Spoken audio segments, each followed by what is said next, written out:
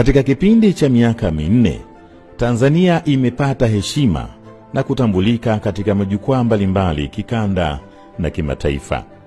Serikali ya awamu ya 6 imeandaa na kushiriki mikutano mikubwa ya kimataifa ambayo imechangia kwa kiasi kikubwa kuimarisha mahusiano ya kidiplomasia na kibiashara, hivyo kufungua fursa zaidi kwa maendeleo ya taifa.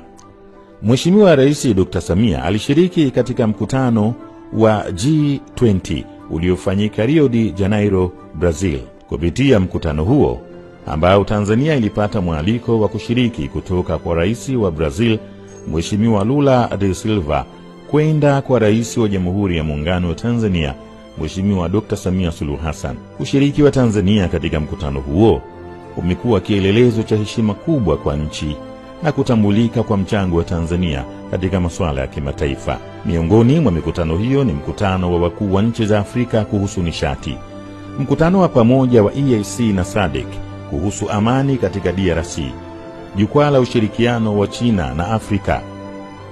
Mikutano hii imeimarisha mahusiano ya kidiplomasia na kibiashara, hivyo kufungua fursa zaidi kwa maendeleo ya taifa.